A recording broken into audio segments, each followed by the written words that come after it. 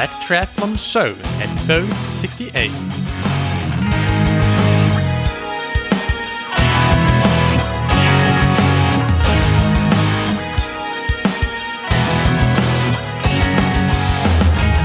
Hey, what's up, everybody, and welcome back to another episode of That Triathlon Show, the podcast presented by scientifictriathlon.com.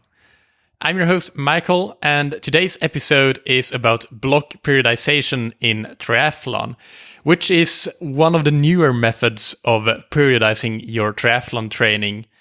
The training nerds out there have been chomping at the bit for a more technical and scientific episode now that we haven't had one in the last few weeks. And today I got you covered. This one definitely fits the bill for both technical and scientific, so buckle up, my friends. The structure of today's episode is we'll cover first defining and explaining what block periodization really is, what it looks like, and how it's different from traditional periodization approaches. So traditional linear periodization and also reverse periodization, which is common these days. What are the potential benefits and the reasoning behind why block periodization may be better than traditional periodization? So going into the background, the theory, so to say, about block periodization. And then, of course, we'll be digging up the results from research studies about block periodized training, and especially those that have compared it to traditional periodized training. And next, I'll cover the application of block periodization for triathletes. What kind of triathletes should consider block periodizing their training, and how do you go about it in the sport of triathlon? And finally, we'll finish off with some takeaway messages, including the question marks around block periodization and potential limitations of the method. So I think that's about it for an intro. Let's get started with defining block periodization. What is block periodization?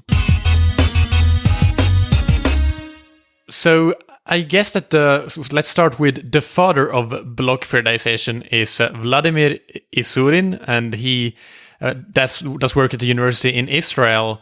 I actually don't know which country he comes from, but he's written most of the most extensive reviews and also some of the controlled studies about block periodization. And a lot of this can be found in his most recent review, which I think is really good, and I'll link to it in the show notes. And it's called Benefits and Limitations of Block Periodized Training Approaches to Athletes Preparation, a review. And that was published in 2015 in Sports Medicine. Again, as I said, if you're interested in the science, go to the show notes on thattriathlonshow.com, which may be a day or two late, by the way. I'll talk a bit about that later. But in a couple of days after you hear this on Thursday, we will have those linked up. So first, to start off with, there are two types of block periodized training. The concentrated unidirectional training model, which is really only relevant and beneficial when training just one ability at a time. So for example, jumping sports, where you only really need strength/power and speed. Those are the only abilities you need to train, and you can do one at a time. But in endurance sports, there are more abilities than that. So we will from now on talk only about the other type of block periodized training, which is multi-targeted block periodized training models. And all of the research studies that I'll cite in this episode are that kind of model, and that's what we'll focus on from now on. There are essentially no evidence that the concentrated unidirectional model works in endurance sports. It's mainly jumping sports and similar sports where we've had good results with that. But so again, we'll talk about the multi-targeted block periodized training model from now on, just to make that clear. And what block periodized training is in this form is it consists of blocks lasting usually 2 to 4 or 2 to 6 weeks, depending a bit on which author you read. And each block corresponds to a single mesocycle. And these mesocycles each include a highly concentrated workload directed at a minimal number of different training modalities and training different abilities. So unlike traditional mixed programs that are directed at working different abilities at the same time or many different training modalities, the block periodized training system uses consecutive development of abilities. So you would do one block and focus on just a small number of abilities or even just one, and then do a second block following that where you would target a different ability. And the aim here is to get the optimal interaction and superposition of these blocks. And you might say that, well, isn't that what we do in traditional periodization? And to an extent, yes. But if you think about many training plans, I know at least from my coaching that there's always, in most cases, a nice mixture of different things. Even if it's a period dedicated to more base training, there's a little bit of speed there maybe, and some other things come into play. But in block periodization, you get rid of all of those extra training modalities and focus on just the one or two things that you're trying to develop. So if you really think hard about it, even though it at first glance may seem like your traditionally periodized training plan is doing what I just described, training just a limited number of abilities at one time, block periodization takes it to more of an extreme, if you want to call it that. So in traditional block periodization, we have 3 different types of mesocycles. And the first is the accumulation mesocycle, which focuses on basic abilities. So for endurance athletes, that might be aerobic endurance, muscle strength, and general technique or coordination. Then the next so that was the accumulation, which indicates high volume also. And then the next is the transmutation phase, which focuses on sport-specific abilities. So in this example, I read some of this from the Isurin review.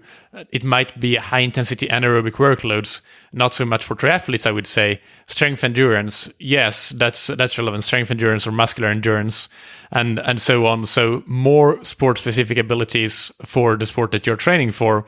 Again, for triathletes, maybe muscular endurance would be the best example of that.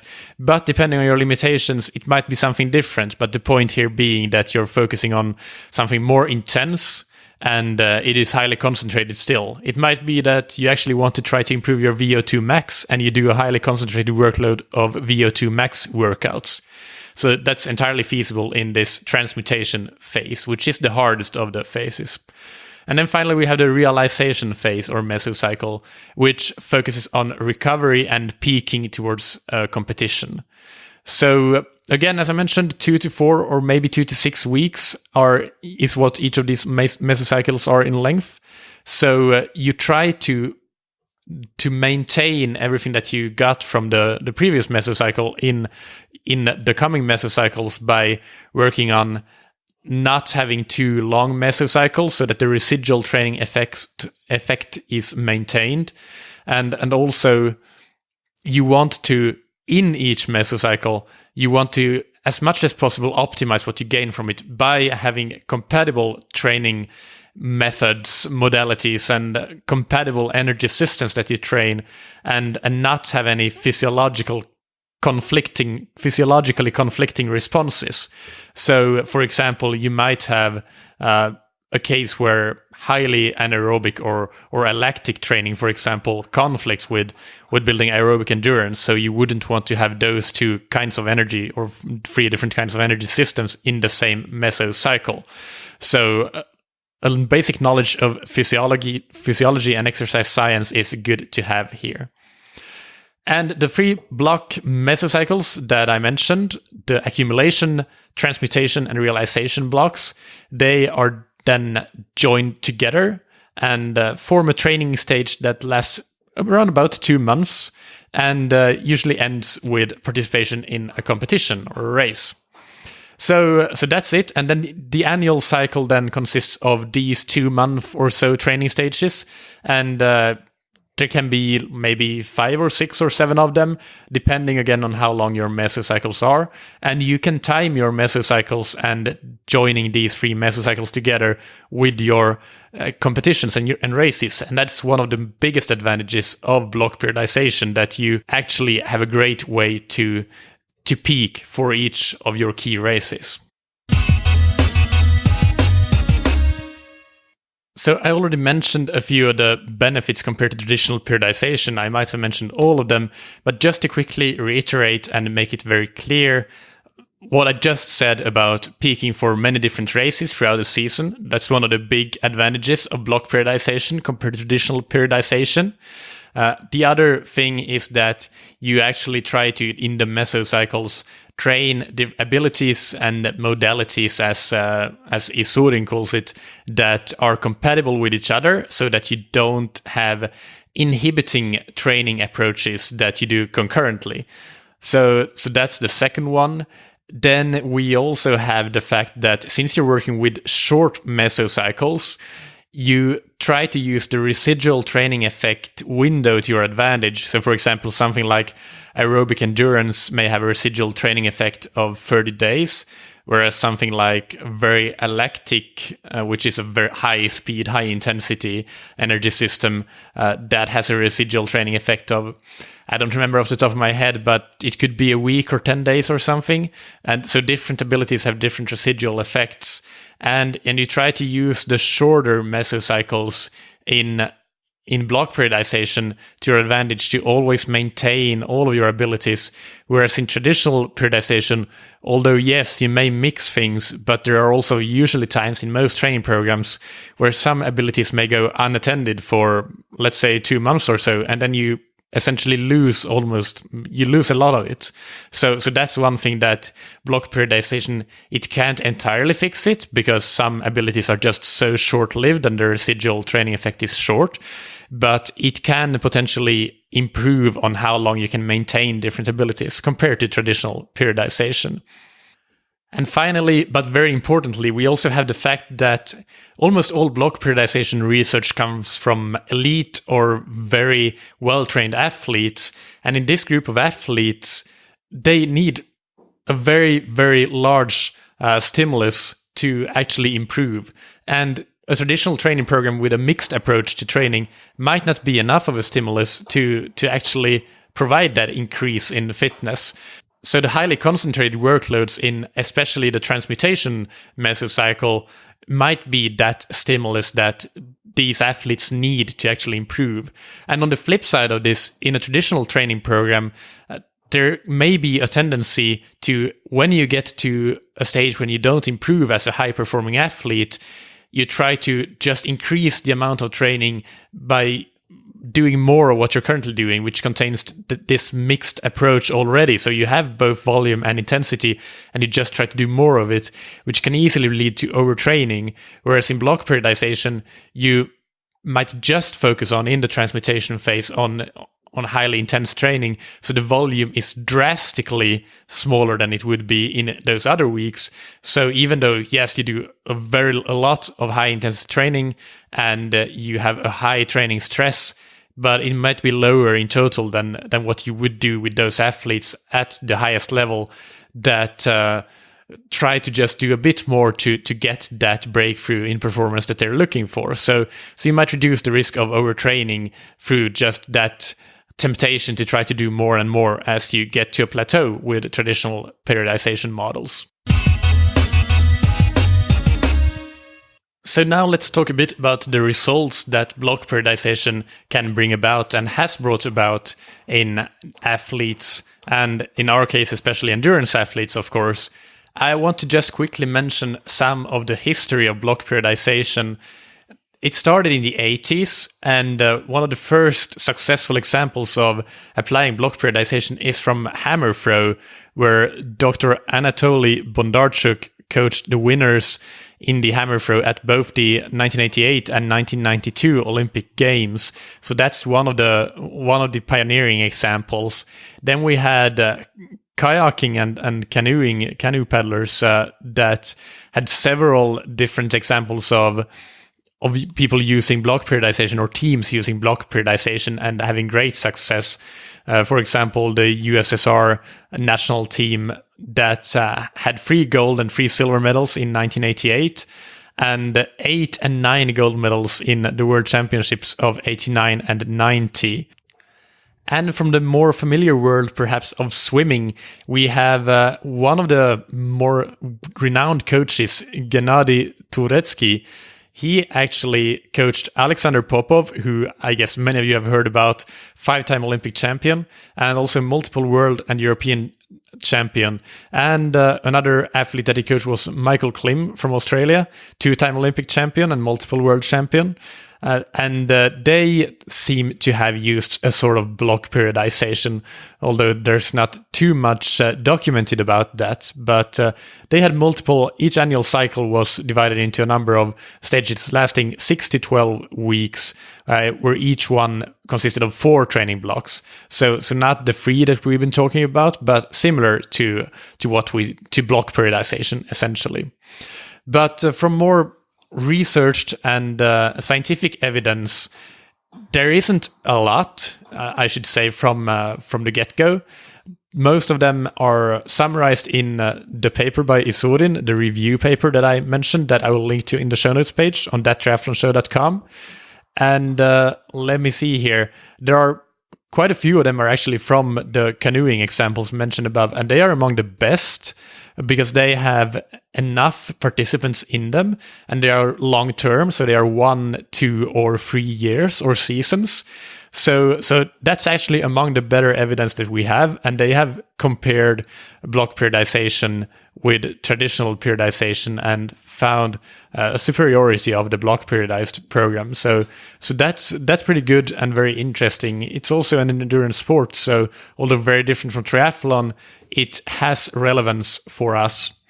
Then the other one, which is more recent, because most of these are from the late 80s or early 90s, if I remember correctly. Actually, one of them was newer. But anyway, more recent and even more relevant is a Norwegian study from 2014 by a researcher called Rønnestad. And I'll actually try to have this guy on the show because it was very well conducted, that study. And it's the one that I've read myself most intensely when I've done my research or prep for this podcast episode. So, as I said, we'll talk about this in more detail, but it was a 3-month study in cyclists, very well trained, but not elite. And they also found a superior effect of block periodization compared to more traditional mixed training and traditional periodization. So that's about the key takeaway studies, I should say.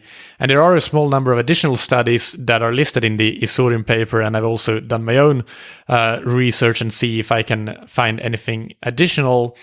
But for endurance sports, there isn't a whole lot more. A few of the ones that are listed, in my opinion, don't provide sufficient evidence, or they're not relevant, either because they're too short, for example, 1 month.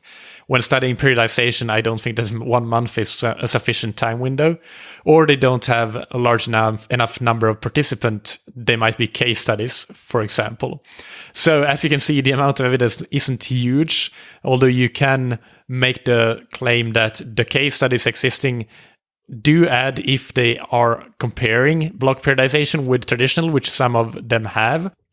But the promising thing is that all of the studies that exist have shown superiority of block periodization compared to traditional periodization. And this also includes those studies that I said aren't really on their own worth considering. But in context, when you think that no study has shown that traditional periodization would bring about better results than block periodization, it does say something, I think, although there's no conclusive evidence. I think that that's pretty clear at this point, in my opinion. Isurin might have a different opinion, but it's not conclusive, but it's promising. And there's also a lot of studies, or quite a lot of studies, from non-endurance sports that I won't talk about here in any more detail, but they're out there in both team sports like handball, football, and strength training, quite a lot in strength training. And I could actually link to one of those because that was a pretty recent one and a pretty good one. So there are studies from other fields than endurance sports that also support this notion that block periodization may be better than traditional periodization. But let's go into a bit more detail on that Norwegian study in sub-elite cyclists that I mentioned. And as I said, it's conducted by a researcher called Rønnestad and his colleagues in 2014. And it's called Effects of 12 Weeks of Block Periodization on Performance and Performance Indices in Well-Trained Cyclists. And it was published in the Scandinavian Journal of Medicine, Science and Sports. And so let's explain first some terms. Statistically significant, you probably know what it is, but trending to a trend, it means that it's close to statistical significance, but not quite. So, for example, you might define that you need a 95% confidence that a hypothesis is true for something to be statistically significant. But if you have a 90%, but not quite 95% confidence, then you might say that something is trending towards something. So, because I will talk about these things now that I covered the results that this study had. So the study had 18 well-trained cyclists, and the volume of high-intensity training and low-intensity training was almost exactly the same in both groups in total. But the block periodized group conducted 1 week of 5 high-intensity training sessions, followed by 3 weeks of 1 high-intensity training session, and then the rest focusing on low-intensity training. And this 4-week block was repeated 3 times, or actually was a 1-week block and then a 3-week block. And that was repeated 3 times to make up 12 weeks in total. And the traditional group did 2 high-intensity training sessions per week. And interspersed with that, obviously, a relatively high number of low-intensity training to make sure that both the high intensity and low intensity amount of training in both groups was equal.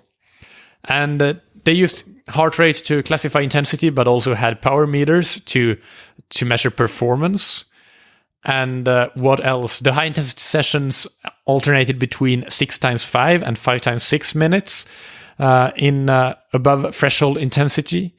Let's see what else. Yeah, so what they measured was VO2 max and blood lactate profile testing, both before and after, and a 40-minute time trial. And also hemoglobin mass, which is a big component of VO2 max. So those are among the most important things that they measured both before and after the 12-week period. So the results that they had was that there were no differences between the groups before in terms of these variables that they measured. And then some of the results after was that VO2 max was statistically significant in favor of block periodization. They had an 8.8% increase, which is a lot, compared to a 3.7% increase in the traditional group. So that is still quite a lot, a good amount, but not as much as in the block periodized training. The power at VO2 max increased by 6.2% in the block periodized group and 3.5% in the traditional group. And this was trending, not quite statistically significant, but trending. No significant difference for hemoglobin mass, or relative hemoglobin mass, I should say. The block periodized group did increase it with 5.6% versus just 1.2% in the traditional group, but the large variance among or across individuals made it not statistically significant and not even trending. There was, however, a trend towards higher power at 2 millimoles of lactate per liter of blood, which is usually defined as the aerobic threshold. So that was the power at this aerobic threshold was 22%, a 22% relative improvement in the block periodized group compared to 10% in the traditional group. And there was a trend towards the power output difference in the 40-minute time trial. So 8.2% of improvement in the block periodized group and 4.1% in the traditional group.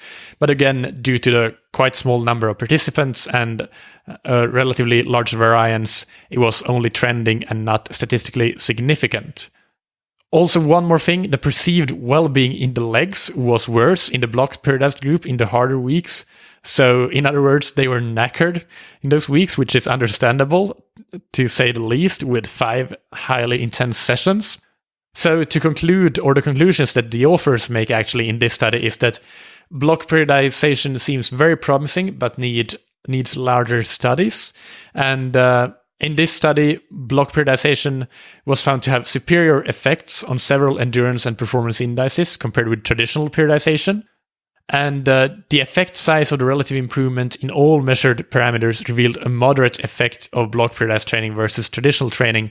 That's a bit of statistical geekery with effect size, but a moderate effect in this case is actually in endurance sports is something that is very, very much worth considering, because even if you have a weak effect, it's usually worth considering because at the pointy end, you are looking for marginal gains.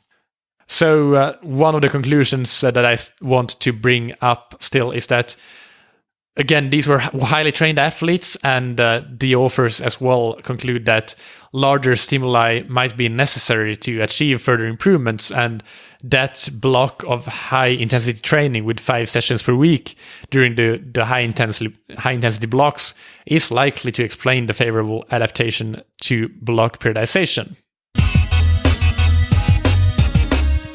So now let's talk about how to apply this and the application of block periodization for triathletes. First, who is block periodization for? And that's definitely very well-trained triathletes. All research in endurance sports has been done in elite or very well-trained athletes for block periodization, I should say. So you should be pretty experienced and among the faster in your age group at this point, I would say. This may change if more research is done in the future, but at this point, I wouldn't recommend it for somebody who isn't at the top end fighting for podiums in their age group, or at least being in the, let's say, first 10% or so. And also another thing to consider is that you need to have time to do volume in the accumulation block, because it's dependent on that. Aerobic endurance is one of the basic abilities of triathlon. It's a no-brainer that that's what you need to do in the accumulation block, and you need to do volume if you are to follow this program. So if you're restricted to 10 hours per week or less, then this is probably not for you. Next, how do you actually do it? And this actually depends a lot on your goal races. So work backwards from your goal races and try to fit in the accumulation, transmutation, and realization mesocycles of various lengths. They don't always need to be the same length between each goal race. And if you have a long time between goal races, then repeat this cycle multiple times. So for example, you might just repeat, like there might be 4 weeks each. And if you have, 24 weeks between 2 Ironman races, for example, then you would repeat this cycle 2 times. So, and it might even be just 1 week, as in the cyclist study that we just talked about, with 1 high-intensity training week.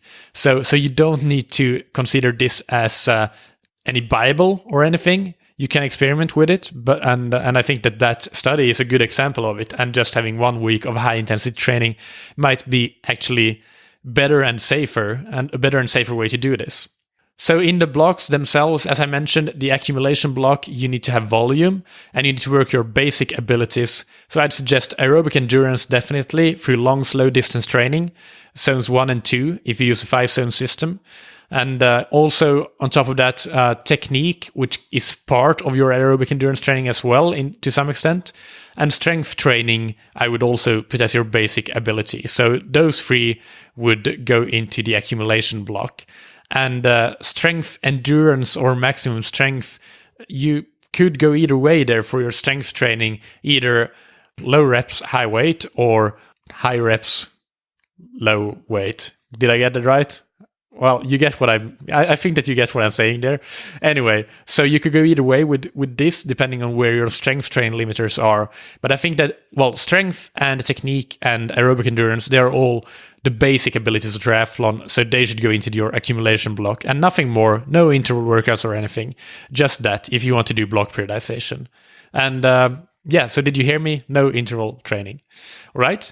Then transmutation block, depending on your athletic profile, it could be muscular endurance workouts, but it could also be VO2 max workouts. So in triathlon, muscular endurance is definitely a competition-specific ability that is very important. So I would say that for the majority of listeners, this transmutation block may be a whole lot of muscular endurance training, and you could do things like the classic 3 times 20-minute intervals on the bike and the like.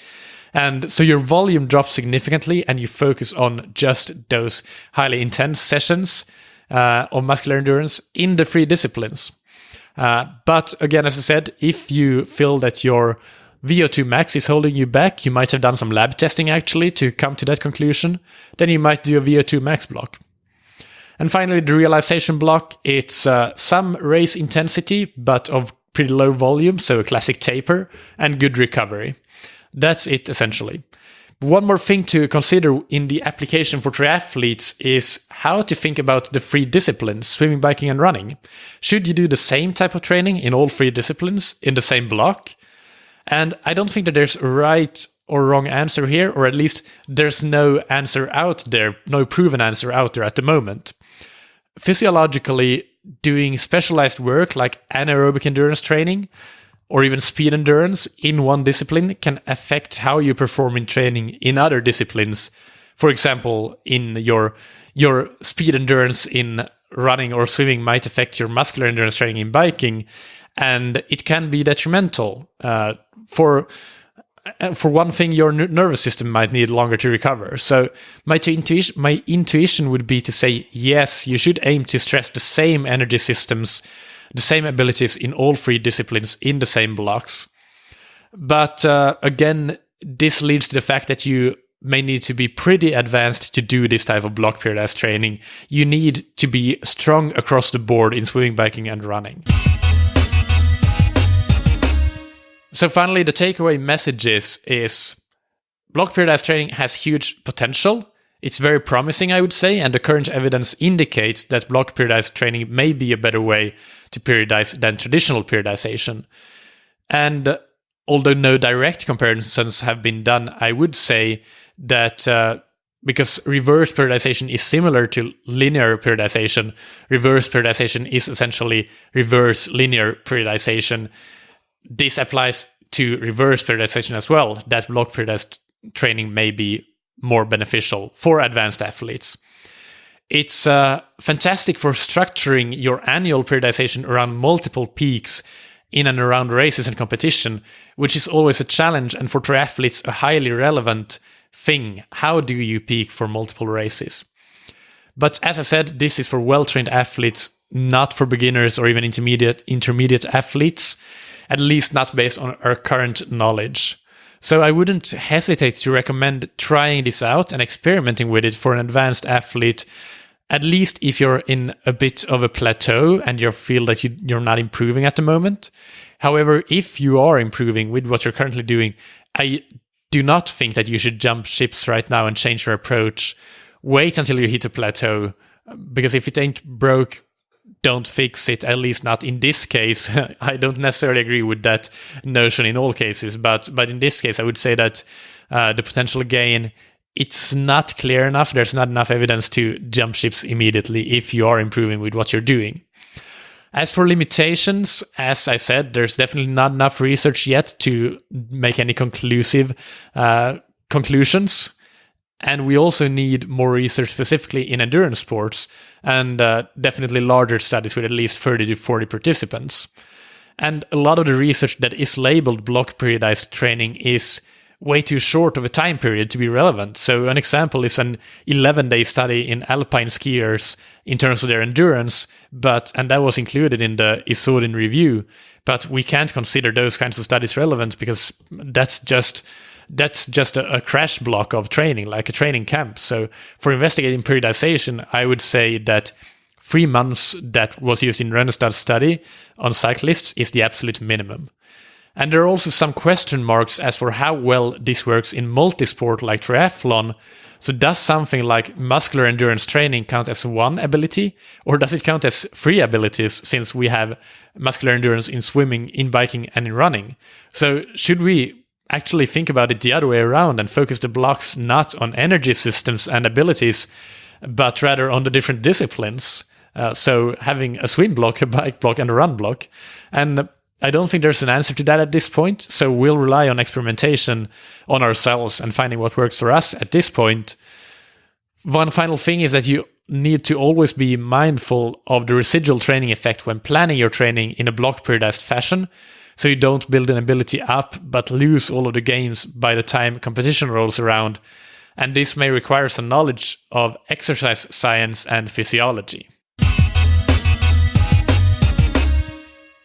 So I hope that this technical and scientific episode was enjoyable for you and not too difficult. But if it was, please send me emails and ask for clarification to michael@scientifictriathlon.com, and that's Michael with a K.